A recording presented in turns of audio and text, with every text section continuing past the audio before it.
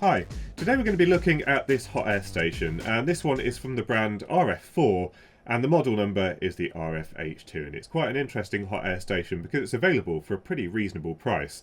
This one is about £80 delivered to the UK from a seller on AliExpress, and I'll put a link to that listing in the description down below.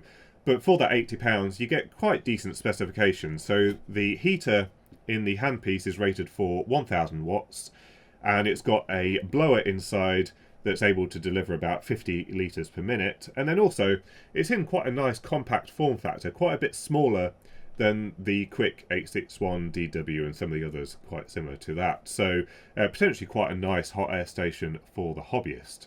Now I'm going to be giving this hot air station away, bearing in mind that this unit is a 220 volt version, so this is probably only suitable for those living in Europe and maybe a few other places. But if you'd like the opportunity to win this hot air station, I'll do a random draw from the comment section down below. Just leave a comment that says "Thanks PCBWay." And PCBWay are our sponsor for today's video. And if you want to just get some prototype PCBs manufactured, then you can get 10 PCBs from just $5 by clicking on the quick order PCB option here and uploading your Gerber files. And then there's a wide range of options for the manufacture of those PCBs.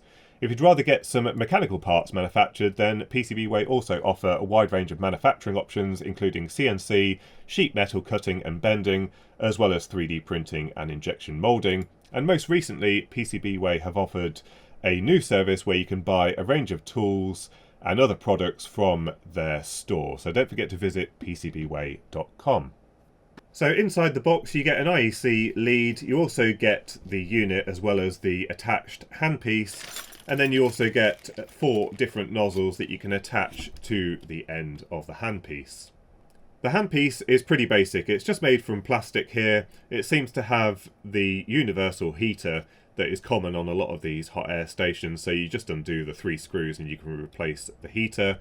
The nozzles again are this fairly universal design. You can buy these in a whole bunch of different styles on AliExpress, and they just press onto the end and then you do the little screw up.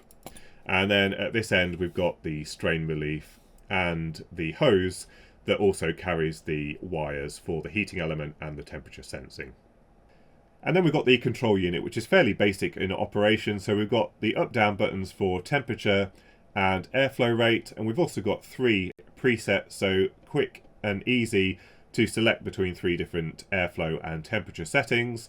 And then we've got what appears to be a blue alphanumeric 2x16 LCD on the front here for displaying the current status and settings. Now they've decided to put the output of the blower on the side here. I think it would have been a lot nicer if it was at the front here, but we'll have a look inside. Maybe there's a reason why they couldn't get it to come out the front, but that's the only thing really at the moment that I can complain about, is if you've got this sat on a bench, it makes no sense to have the tube coming out the side. It would be a lot more streamlined if it just came out the front somewhere. Then it's got this print on the side. Everything all looks quite nicely assembled. And then on the back here we've got an IEC connector with a power switch and a fuse. And then there's an air vent here for drawing air through and blowing out of the hot air nozzle. Here's how the unit looks inside. Nothing too alarming here. So we've got the mains coming in at the back here. We do have a crimp terminal onto the chassis, although it would be nice if it had some kind of shake-proof washer or something like that. The mains goes through to the front panel and then back out to the mains transformer, and this mains transformer is for the electronics and also the 12 volt blower. So the output of the transformer goes into this little PCB that's got a bridge rectifier, and then it has a DC to DC converter for supplying 12 volts to the electronics. So we've got 12 volts coming down this wire here, and then the rest of the stuff is on the front panel PCB. Here's the little 12 volt blower. It's really quite small, and it's got a 4-wire interface to the main PCB. So it looks like we've got 12 volts plus a PWM control signal plus a indication that the motor is rotating. And it's on this nice anti-vibration mount, so we shouldn't see much noise being transferred directly to the chassis. We've also got a flexible tube just here as well. and then it's just this hard piece of plastic where the wires join it, similar to pretty much every other hot air station out there, and then out to the actual handpiece. Now I think they probably could have rotated this all around and had the airflow coming out the front here. There doesn't seem to be anything restricting that other than the shape of the main PCB at the front. And in terms of the PCB at the front, we've got all the main stuff right down here at the bottom section here, because we do have to have mains on this PCB. The heater in the handpiece is running at 220 volts, so there's a little triac there. You can see there's a suppression capacitor and that kind of stuff. So main stuff down at the bottom here, I think this is a relay to turn off the heater. And then the rest of the stuff is running from the 12 volt supply. So we've got a microcontroller here with no markings on, but you can quite clearly see a 4-bit interface to the 2x16 LCD at the front there. We've got a contrast adjustment, and then we've got the stuff associated with the thermocouple. So this converts the thermocouple into a voltage measurement that the ADC on the microcontroller can read. So a little bit of analog electronics there. And then we've got a little bit of regulator circuitry and looks like a MOSFET there for controlling the fan. And a little beeper, of course, at the bottom there. You can't have a hot air station without a beeper. Right, so let's power up the hot air station.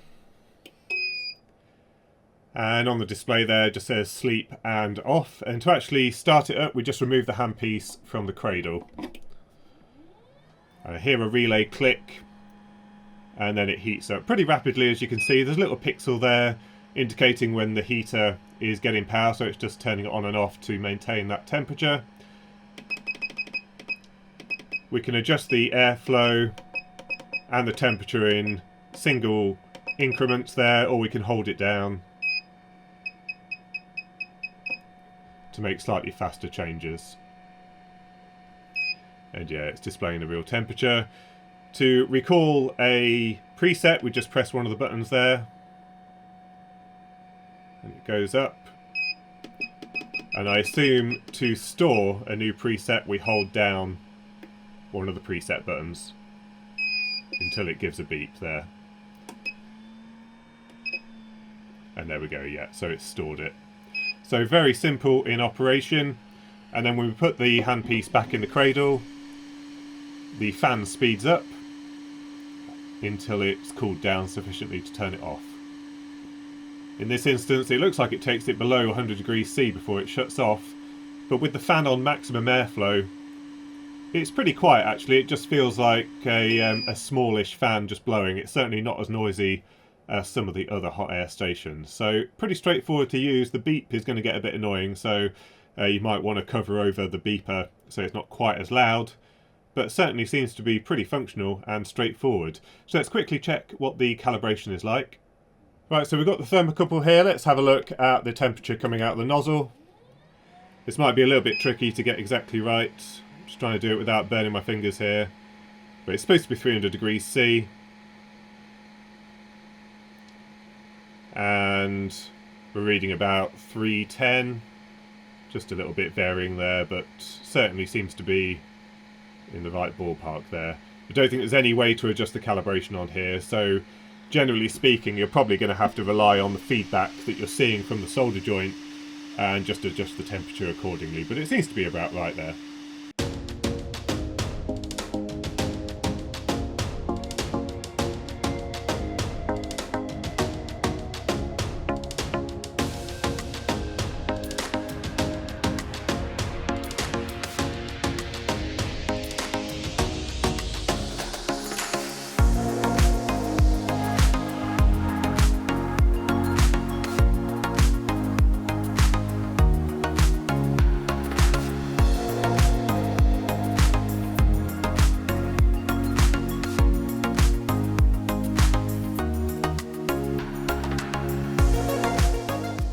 So that's the RF4 RF-H2 hot air system, and as you can see it's a pretty capable hot air station.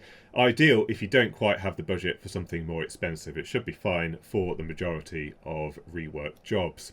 So as I said, I'll put a link in the description to this item in the description down below. Don't forget to leave your comment if you want to try and win this in a draw. I'll do the draw in about a week's time or so. Big thank you to our sponsor for this video, PCBWay. Don't forget to visit them if you want to get some boards made. And until next time, thanks for watching.